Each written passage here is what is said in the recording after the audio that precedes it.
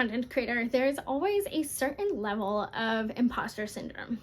So today I wanted to talk about how to get over that imposter syndrome and how to kind of let go of that comparison trap. Let's talk about imposter syndrome. I'm gonna be super honest, I have dealt with this probably since my earliest days as a content creator back in the early aughts. That's a really long time. I saw something recently on Instagram that really spoke to me, and it was all about not letting the fear of what other people think hold you back, which really resonated to me as a content creator because here's the thing, your audience is not everyone. I'll talk more about how to figure out who your audience is as you're learning to create content and build whatever kind of marketing, either side hustle or business, marketing or not, that you're trying to create, because knowing your audience is super important. And I have definitely had the occasional client who has said to me, well, anyone is my audience. No, incorrect. So I think a lot of us entrepreneurs really struggle with this. It's that fear of failure. It's that, oh my God, what if everyone hates what I put out? What if it doesn't get any engagement? What do I do? But honestly, your audience will find you. Your audience is out there, and it's just a matter of getting in front of them. And if you're just starting out, you don't necessarily know who that audience is that's going to care about your content. You probably have an idea, you probably know who your ideal audience is, but honestly, that could be completely different than who it is that actually shows up for you, who actually engages with your content, and who actually, converts on whatever lead magnets or products you have. For a second about what imposter syndrome is.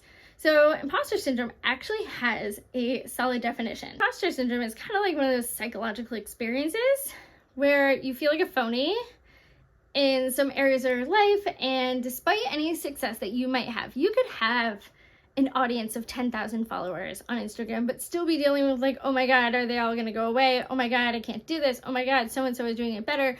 Whatever kind of that voice inside your head is telling you, that's imposter syndrome. Like feeling like you're just not good enough, feeling like, oh my God, I feel like a phony. Oh my God, the experiences that I have, like who wants to hear them? That's what I struggle with. I've been in marketing for a really long time, and there are still days when I'm like, oh my God, why would people trust me?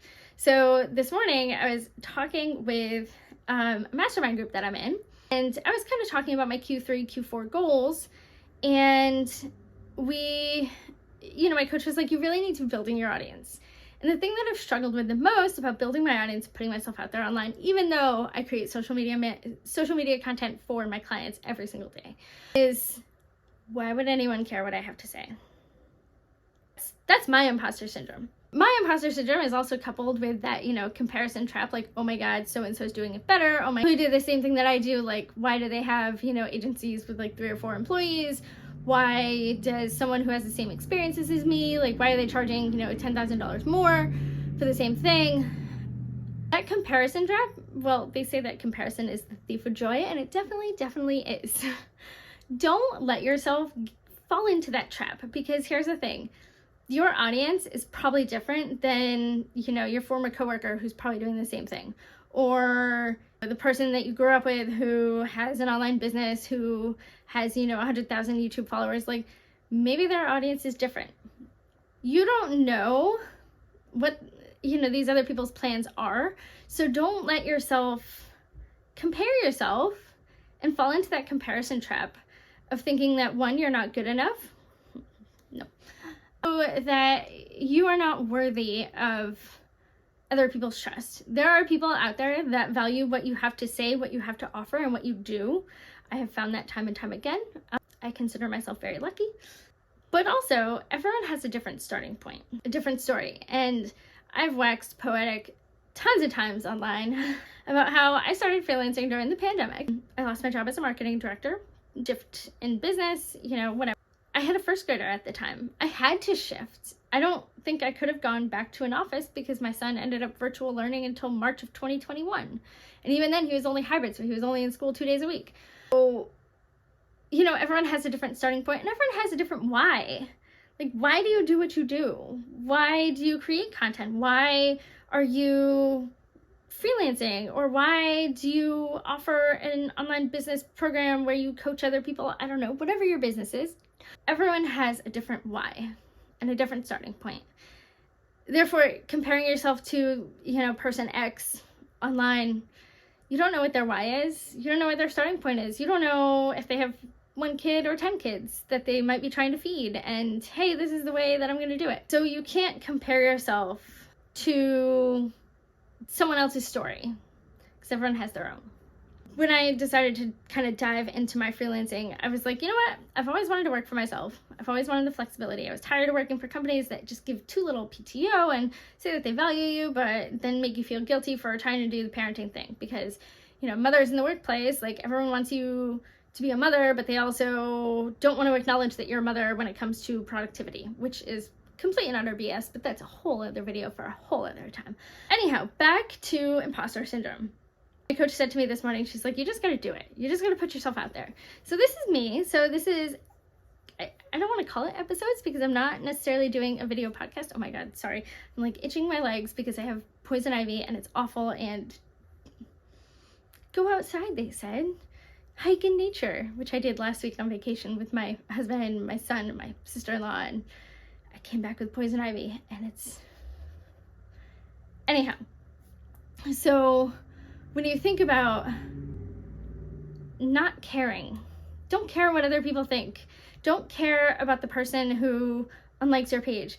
I've told clients, I'm like, we're going to see a little bit of people who stop following you, but they're not your audience. They're not your audience. As long as you're attracting new followers, that's what we want to see, your audience will show up and they will come. It's kind of like the field of dreams. If you build it, they will come, right? Right. Determine what your goals are. And this is true of any time that you dive into creating content or starting a business. Marketing 101 tells us that you need to know your audience, 1. 2, set goals. What are your goals? What do you want out of this? Why do you want to be here? Why do you want to keep showing up? Do you want to help other people? Do you want to provide value to people who might want to work with you? Think about those goals. And, if it's an income-based goal, like, everyone wants to make money. I'll be completely honest. Like, I've had an income goal that I just kind of hit this month. Really, really exciting. Think about your why, think about your goals, and think about who you're trying to reach. Whose lives are you looking to inspire or change? Because ultimately, even if you don't think that there is someone out there that cares about what you have to say, there is. There 100% is. There's over 1 billion users on YouTube, on Facebook, on Instagram, like millions and millions of users. There is someone for everyone. You just got to figure out what they're searching for and how to get them to show up and engage with your content.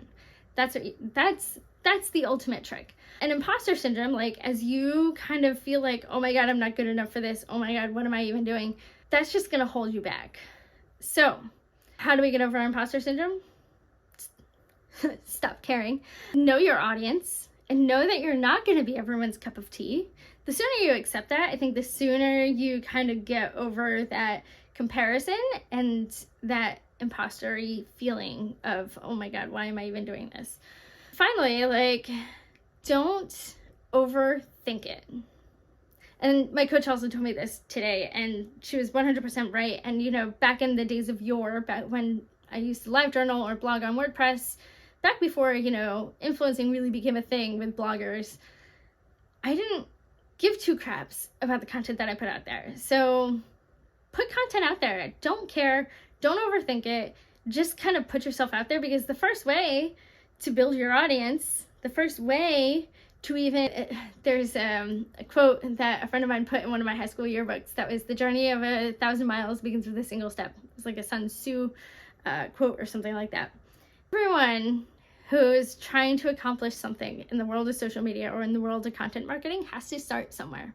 For some of us, me included, the first step is just showing up. Everything else will fall into place. You'll find your audience, you'll find your tribe. They will engage, and eventually your goals. However, patience is a virtue. That's my second thing. Be patient. Know that organic social media, organic content creation is a long game. It is a long game, and to really be successful with it, you've got to be patient and you've got to be consistent.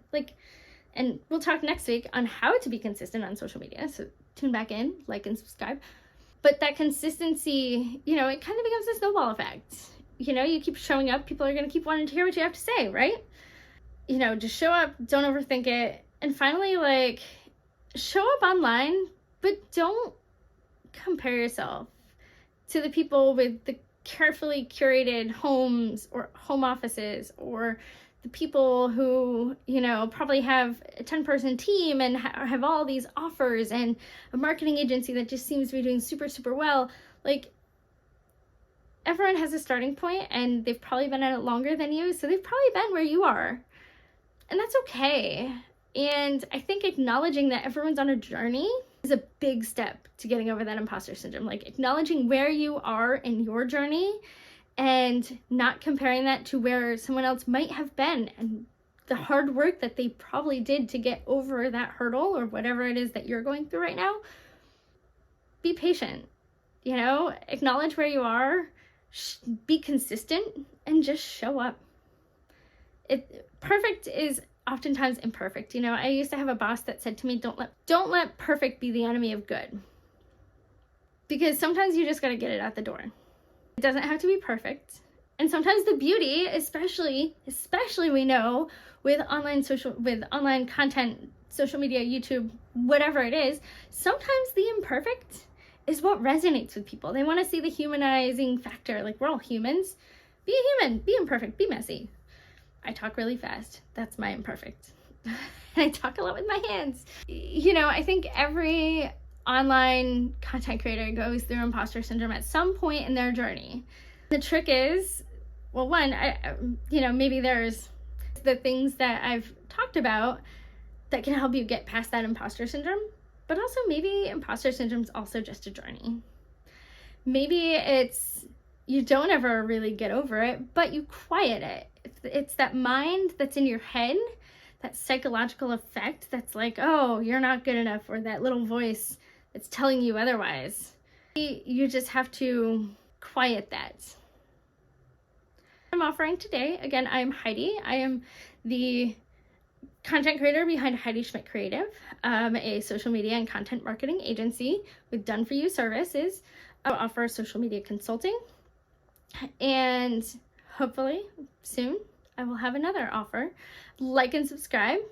Tell me your journey with imposter syndrome in the comments. I want to hear it, because I think that it's something that, a lot of people kind of allude to, but not everyone necessarily talks about.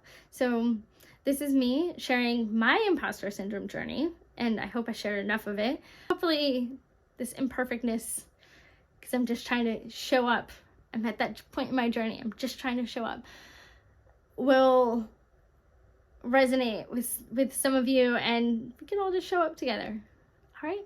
Tune back in next Thursday for the next episode, sharing entrepreneur tips, social media content creation tips, and anything else that might come to mind, maybe on productivity, organization, all that fun stuff that we as entrepreneurs constantly battle with. So have a great rest of your day, and I will see you again soon.